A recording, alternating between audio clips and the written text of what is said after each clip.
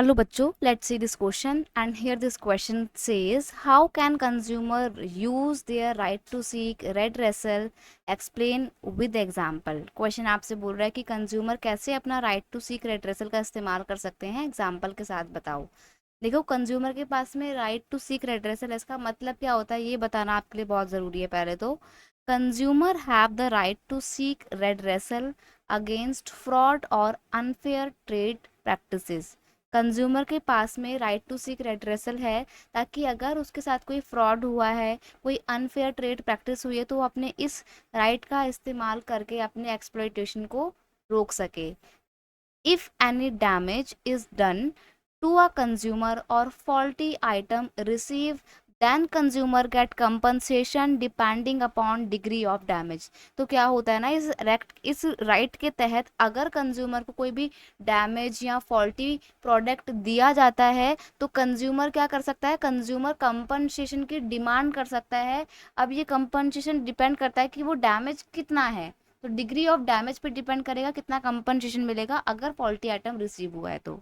ठीक है, there is a need to provide to an agency and effective public system by which this can be done. अब ये compensation कौन देगा, कैसे देगा, इसके लिए बहुत ज़रूरी है कि एक इफेक्टिव एजेंसी बनाई जाए, एक पब्लिक सिस्टम बनाया जाए जो कंपनसेशन से रिलेटेड इशू को डील करेगा। अब एक एग्जांपल देखेंगे। We may give the example of a person who is dissatisfied with services provided by the MTNL, BSNL etcetera and therefore file a case at the consumer court. अब देखो, एक person है, उसने अपने घर में ब्रॉडबैंड लगवाया BSNL का या MTNL का, और वो अब पैसा वैसा दे दिया उसने सब कुछ, लेकिन अब वो जो भी उसने सेटअप लगवाया था वो काम नहीं कर रहा है ठीक से, और वो उन सर्विसेज से बिल्कुल भी सेटिस्फाई नहीं है। मे बी हो सकता है भाई प्रॉपर नेटवर्क ना आते हों या इंटरनेट की सप्लाई अच्छी ना हो, कुछ भी हो सकता है। तो अगर वो सर्विसेज से सेटिस्फाई नहीं है तो उसने क्या करा, एक केस फाइल कर दिया। अब केस फाइल कर दिया तो क्या होगा, फिर वो कंज्यूमर कोर्ट में जाकर उसने केस फाइल कर दिया। अगर वो केस जीतेगा तो ऐसे में क्या होगा, उसको कंपनसेशन दिया जाएगा। तो अगर कोई भी सर्विस से आप सेटिस्फाई नहीं हो या आपको लगता है आपको कुछ भी गलत सामान दिया गया तो आप केस कर सकते हो कंज्यूमर कोर्ट में। एक और एग्जाम्पल देख सकते हो आप।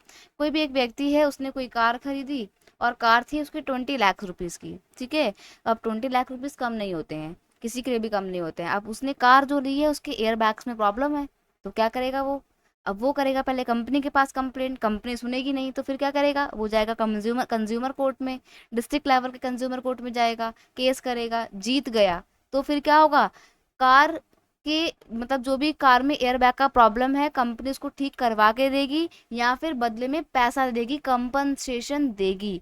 तो ये होता है राइट टू सीक रेड्रेसल। आप कंज्यूमर कोर्ट में जाके अपना केस फाइल कर सकते हो, और अगर आप केस जीतते हो तो आपको फिर क्या मिलेगा, कंपनसेशन मिलेगा। तो आप फॉल्टी प्रोडक्ट के बदले में उसकी डिग्री ऑफ डैमेज जितना भी होता है उस पर डिपेंड करता है कि आपको कंपनसेशन कितना दिया जाए, कंपनसेशन के आप हकदार होगे। आप इसको दो एग्जाम्पल से समझ गए होगे। I hope you understood it very well. Best of luck.